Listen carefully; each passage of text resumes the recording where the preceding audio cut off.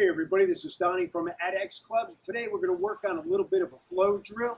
This is like a warrior type of training. The first part of the move is going to be a thrust. Just like that. You see I'm thrusting the heavy end of the mace forward, dropping the back knee. That would give the force to push it forward. The second part of the move is bring it back from the thrust, rotate your hands over. I've got an over and under grip here. See that?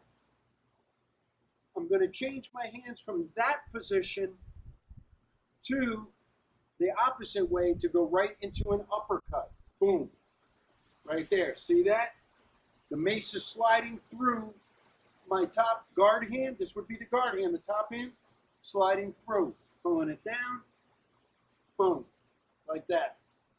The next part is reaching backwards, grabbing the mace at the end, one hand, and doing a 360 to get it into the other way, and boom, boom, boom, and go again.